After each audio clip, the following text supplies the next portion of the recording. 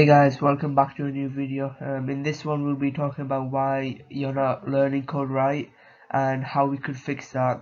If you find this video helpful at all, make sure to subscribe and like because it'll show me that you're liking these sort of videos and it'll help me out too. So let's get right to the video. So how do we not approach coding? Well, first, do not start by making huge apps without knowing the basics first. So don't start by making any sort of web apps, mobile apps, and maybe even games. If you haven't even touched the basics of, let's just say Python, you haven't touched lists, functions, loops, any sort of basic concepts, and even advanced concepts like object-oriented programming. Um, the reason you wanna learn the basics first is because if you learn the basics first, it'll be way quicker to make an actual big app rather than trying to figure out how to make a big app without knowing any bit of code. And also, you're not truly learning if you're just copy and pasting off other people, which isn't a bad thing. But when you're trying to learn, you wanna refrain from copy and pasting from other people and try to use your own um, thinking of how to make a application. So talking about projects, you do want to start with smaller projects once you've learned some basic concepts. So once you've learned the basics of Python, you could start making a guessing game and then move up to making a scripting game, and then you can make some other um, program that will help you out solidify your knowledge and show you why um, you want to use different type of syntax for different type of projects. The third thing is don't give up in any sort of projects or tutorials, because the number one issue is from beginners making projects is that they give up, and when you give up it just means um, you're not really making anything. You're just making a half project, and it's not really used for anything. One way you could fix this is by, if you have a really hard problem, you could step away for 5-10 minutes, come back, and maybe the solution may come to you. If not, you may have to step away for a bit longer and then it'll come to you. And then for tutorials, if you're finding tutorials difficult, I would highly suggest finding a different teacher or stick with the teacher you have right now and look for documentation or references from books for that language you're learning, and then you can correlate the teacher from the documentation and books. And the fourth things that you really want to avoid and make sure you don't do is try to master or learn 4 different languages at once. So don't try to learn Python, Java, HTML, and let's just say even a framework, um, Django at once, because you're not learning anything if you're trying to learn everything at once. If you can master one programming language, using them sort of concepts and transitioning them to a different language will be way faster than trying to learn them all at once. And in the industry, it's way better mastering one language, 1 or 2 languages, rather than being mediocre in 4 or 5 different languages. But at the early stage, try to learn one language at a time, and then you can move on to a couple more when you need them for your stack. So let's say if you try to go for web development, you can learn Python for the back end, you can learn JavaScript for the front end, and HTML, CSS. That's your 4 languages, but you don't learn them straight away at the start. You learn them one at a time, mastering the main ones. Some good ways to approach coding. Well, use the method you're most comfortable with. Meaning, if you're more of a book person, learning from books, learning from written down text, you can read documentation, which is free, and most languages and frameworks have documentation on online websites. Or you could buy a book, which is not free, but books really help you make with projects and really help you understand with the language in depth. If you're more comfortable in watching lectures and videos from YouTube or some other course, you could do that. If you're more comfortable learning learning on your own and trying random things, do that. In a couple of slides, I'll explain the best way in the method, best way to learn coding, and the best method to learn coding that is. Second thing is, make sure to always build projects to solidify your current knowledge. Building projects will keep you motivated for one thing, and two, it'll help you see why we use syntax there and syntax and why we don't use syntax there here. So building projects will help you with your current knowledge. Third thing is, if you're finding it difficult, look at different sources of information. This is building more on the last slide when we were on about if you don't, if you can't, if you're struggling with a tutorial, find different sources of information, like a different YouTuber, documentation, even a book. But you can also ask for help, because don't feel as if you can't ask for help because it makes you look stupid. Asking for help um, is one of the most important things you need to do when you're starting as a beginner, because um, there are a lot of people that are willing to help you. It's just you need to um, ask for help. This could be through YouTube comments. This could be through um, buying or hiring a mentor, which is pretty pricey. But if you are taking coding and programming as a real job you want to take, maybe a mentor is possible um, option. And three, you could also go to Stack Overflow, and people will answer some of your questions at Stack Overflow, which is a website where you go to answer basics and advanced questions. And again, make sure to learn one language at a time, understand it, know the concepts, go advanced, make some projects with it, make some small, big projects with it, do whatever you do with it, but make sure you learn one. And if you're ready to move to another language, you could use the same concepts from the first language to the second language.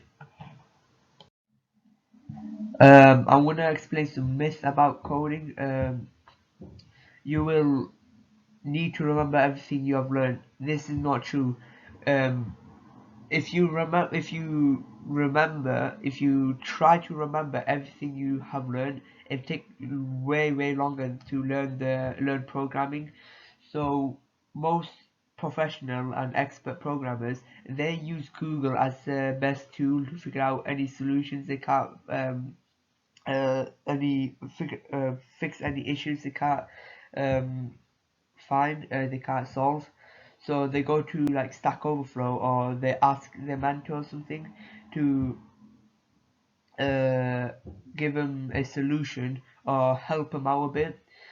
Uh, so don't think you will have to remember everything you have learned, because that is not the case. However, you will need to remember the core concepts and basics like loops and functions, but most of the time you use them in every project. So it'll be hard to forget when you use functions, lists, variables in every project. Some things that you don't really need to remember is like some functions, like what a dot title does in Python, what a dot upper does, what a dot filter does in JavaScript, some things like that. Myth number two is you can learn passively and not actively. This is far from the truth, because if you try to learn passively, all you're doing is looking at a screen and listening to a teacher, or reading a book or documentation, and not putting them concepts to use. So let's say you were watching a YouTube channel and you just learn for loops.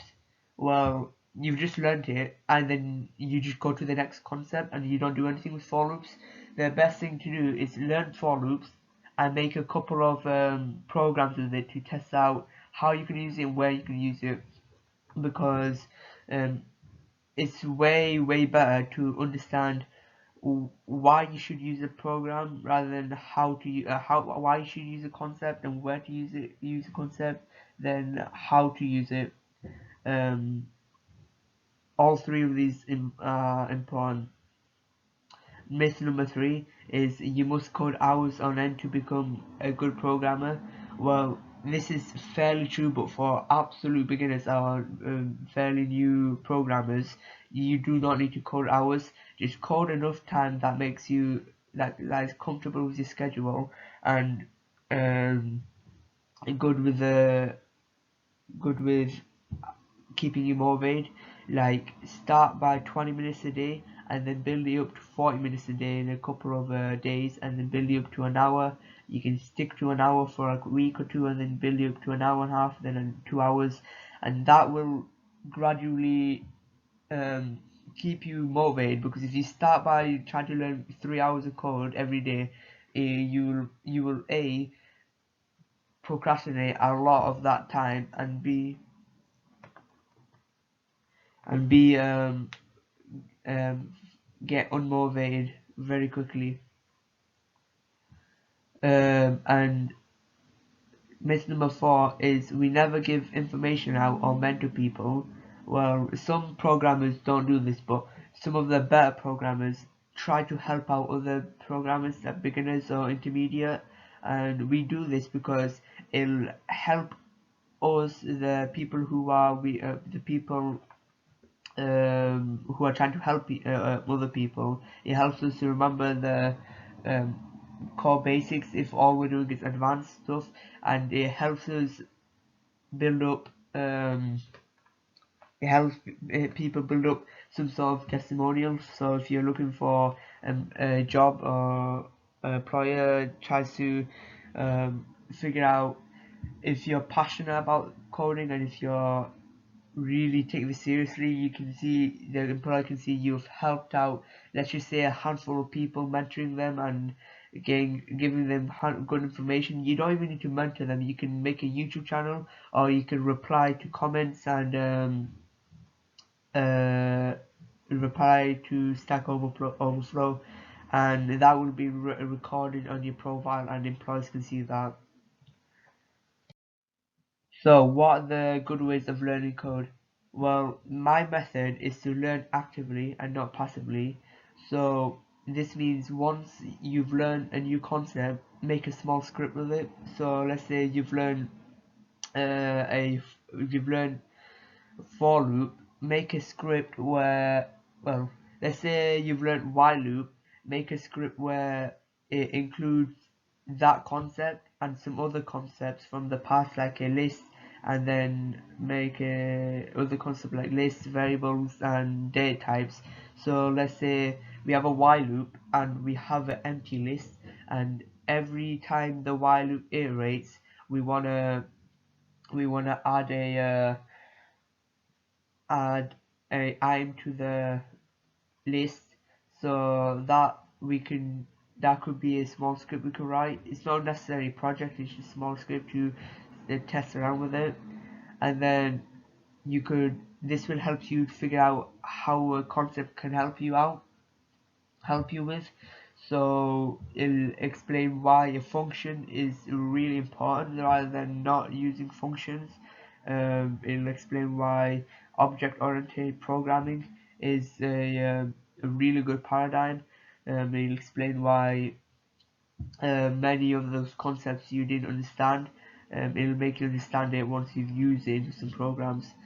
Um, and learning actively will honestly make you retain more syntax for longer, and is more important, the more important concept of a language.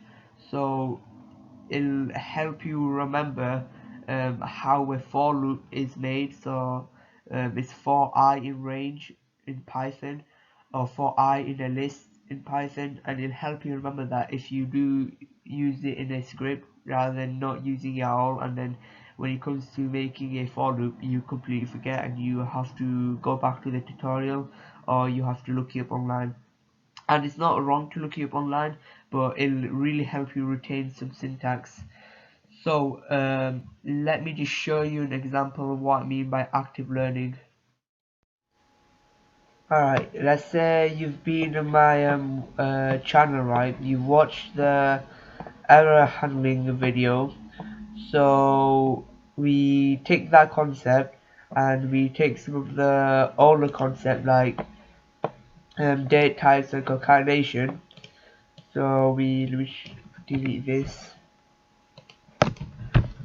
So we have, let's just say we've just learned error handling, and we know how concatenation works. So let's say we have an input. So let's say we have name equals input, enter name, and then we have school input, enter. Actually, instead of school, we just do we need to relate to numbers. We do okay. So we do grade goes in input, enter grade. So let's run this. We get name below grade. Let's just do 8. But let's say if we do below and we did 8, well, it throws us an error. So how we can prevent a user from making an error? We've just learned error handling and we've never used it, so let's just implement error handling. So when you try try this and accept valid input, we'll set name equals none and grade equals, actually we don't even we'll just put none right now, right for there now, none, and we'll just do print s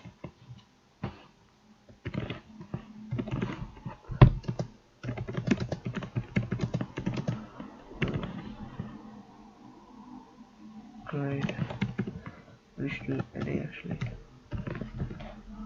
So we'll clear this, we'll run this, we'll do Bilal again, we'll do 8 is outputting what we're expecting it to output, we'll do Bilal again, do 8, and it's outputting the invalid input and then this, because if we hadn't initiated this, it'll create another error